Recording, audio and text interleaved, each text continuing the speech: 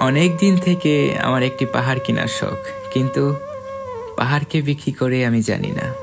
যদি তার দেখা পেতাম, দামের জন্য আটকাতো না। আমার নিজস্ব একটা নদী আছে, সেটা দিয়ে দিতাম পাহাড়টার বদলে। কে না জানে পাহাড়ের চাইতে নদীর দামই বেশি। পাহাড় স্থানু, নদী বহমান, তবুও আমি নদীর বদলে পাহাড়টাই কিনতাম, কারণ আমি ঠকতে চাই। নদীটাও অবশ্য কিনেছিলাম একটা দ্বীপের বিনিময়ে।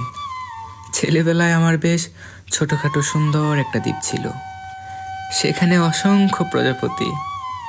শৈশবে দ্বীপটি ছিল আমার বড় প্রিয়।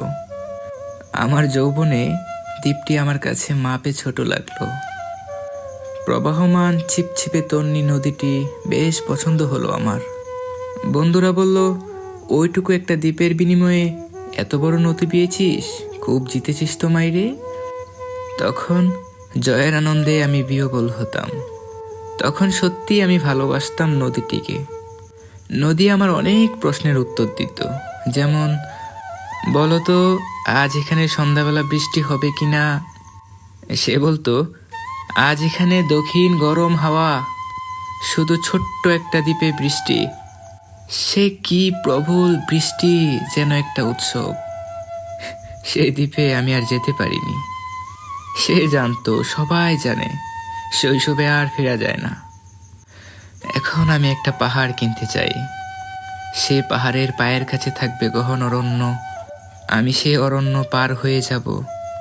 তারপর শুধু রুক্ষ কঠিন পাহাড়, একেবারে চূড়ায় মাথার খুব কাছে আকাশ, নিচে বিপুলা পৃথিবী, চড়াচড়ে তীব্র নির্জনতা।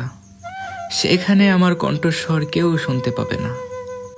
আমি ঈশ্বর মানি না, তিনি আমার মাথার কাছে ঝুঁকে দাঁড়াবেন না। আমি শুধু 10 দিককে উদ্দেশ্য করে বলবো, প্রত্যেকটি মানুষই অহংকারী। এখানে আমি একা, আমার কোনো অহংকার নেই। এখানে জয়ী হওয়ার বদলে ক্ষমা চাইতে ভালো লাগে।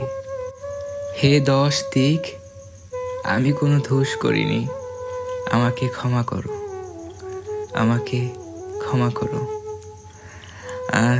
কাব্যটা লিখেছেন কে জানি না, বাট লেখাটা আমার খুব পছন্দ, ভালো লাগা, সেই উদ্দেশ্যে হচ্ছে কাব্যটা বলা। তো সবাই ভালো থাকবেন। আর আমার নাম হলো মোহাম্মদ আজিজুল হক।